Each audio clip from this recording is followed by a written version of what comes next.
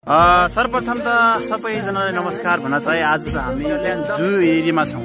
यो बसाइमा एकदमै बहुप्रतिभाको धनी छौँ। उहाँको प्रतिभा चाहिँ धेरैजनाको क्यारिकेचर गर्नुहुन्छ। त्यस कारणले गर्दाखेरि हामीले आज लिएका छौँ।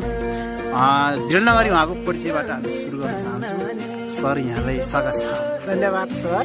मेरो नाम महेश पाण्डे, घर चाहिँ सुदूरपश्चिम प्रदेश, डलदर जिल्ला, अजमेर गाउँपालिका वार्ड नम्बर 3बाट हो र अहिले बौद्ध भुवनेश्वरी विद्यालयमा अङ्ग्रेजी शिक्षकको रूपमा विगत 2 महिनादेखि कार्यरत छु र अब म चाहिँ ढिलो नगरिकन आजको क्यारिकेचरतिर लाग्छु। आज हामी तपाईँको क्यारिकेचर सबैभन्दा पहिला चाहिँ हामी शेरबहादुर देउबाको सुन्न चाहन्छौँ।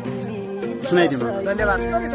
एउटा कुरा तपाईँ के राख्नुहोस् भन्दाखेरि अब मैले बुझ्न नजाने भयो तपाईँ जानुहुन्छ आफ्नो कुरा गर्छ। आफ्नो कुरा किन राख्नुहुन्छ तपाईँ? एक महिना भयो भने बाबा एक महिना मात्र भयो। एक महिनामा गर्ने के सिकाउनु छ यहाँले? अब नेपाली सत्तामा भएको पार्टीले गर्ने के कुन्ने पार्टी नेपाली काङ्ग्रेस पार्टी हो? नेपाली काङ्ग्रेस त एउटा सत्तामा भएको पार्टी हो त। त्यो लागि लडाइ आउनु एउटा चाहिँ एउटा किन लडाइ आउनु? नेपाली काङ्ग्रेस एउटा शासन पार्टी हो अब म के दिनु पर्छ? कन्ट्रोलमा आउँदैछु। कन्ट्रोलमा आइसकेपछि चाहिँ त्यहाँको छ तपाईँ यो अहिले हामी यो स्विजरल्यान्डमा छौँ। स्विजरल्यान्डको भन्दा पनि एउटा यो ठुलो एउटा प्राकृतिक सौन्दर्यको ठाउँ यो एउटा ठुलो ढुङ्गा भन्ने छ। यो ठुलो ढुङ्गामा चाहिँ बसेको हुनाले अलिअलि अब यताबाट मलाई ठुलो हुँदाले महेश पाण्डे क्यारिकेचर किङ भनेर चिन्नुहुन्छ। उहाँलाई हिँड्दाखेरि सबै अहिलेको बसाइबाट आफ्नो यो लाइफबाट सबैलाई जय नेपाल भन्दै आज 2 शब्द हस् त। धन्यवाद। जय नेपाल। धेरै राम्रो छ, एकदमै राम्रो गर्नुभयो, एकदम पर्फेक्ट गर्नुभयो। धेरै खुसी लाग्यो। फेरि ढिलो नगरिकन हामी फेरि तपाईँको अर्को प्रतिभा सुन्न आतुर भयौँ। सुनाउनुहोस् सम्पूर्ण दर्शक श्रोताहरू। अब म रामचन्द्र पौडेलको सुनाउन चाहन्छु। विशेष गरी चाहिँ नि मल्लममा अहिले हामी एउटा चाहिँ अहिले हामी चिरीमा छौँ होइन। चिरीबाट भनेको कुरा तपाईँहरूले सुन्नु त भएको होला। स्याल गराए त होइन तर स्याल गराओस् नगराओस् हामी चाहिँ चिरीमा छौँ। अब मान्छेले धेरैले कसैले केही भने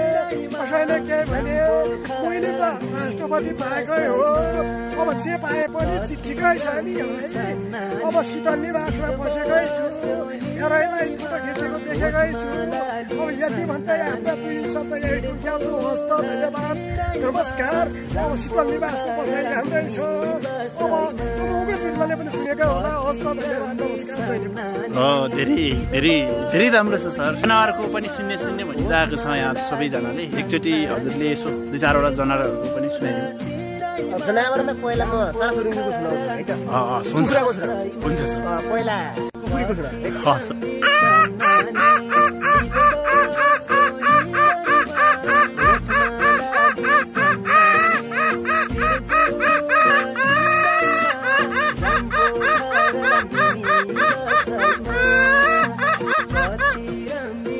यो त पहिला त्यसले बोलाउने बेलाको भयो, पोथीको भयो है।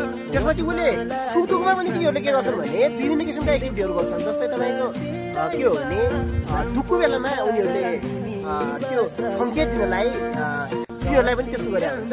त्यो बेला म के गर्छु भने उनीहरूको साउन्ड पनि सुनाउँछु। जसमा जस्तै तपाईँको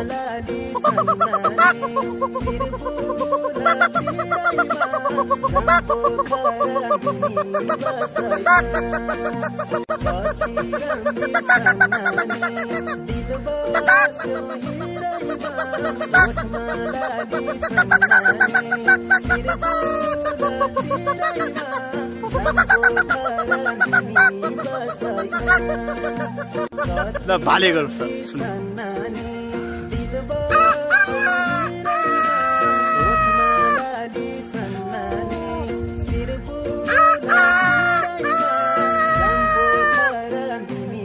भाले धेरै राम्रो छ सर। पहिला सालको गर्छु है त।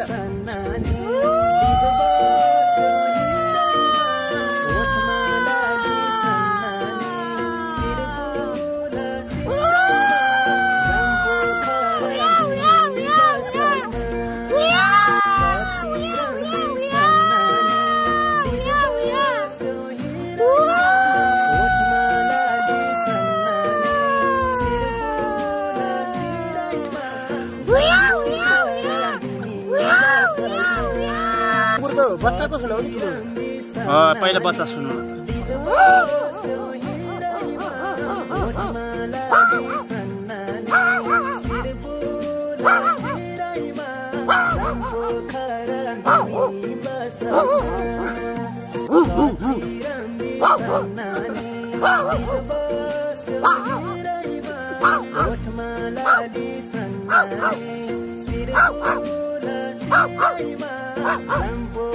अब एकचोटि अब काको सुन्नु न काको गरेर म बिदा हुन्छु धेरै मसँग समय पनि छैन र अब चाहिँ काको गरेर यताबाट बिदा हुने नम्बरमा छु ओके सर लास्ट दिनमा काको हस् सर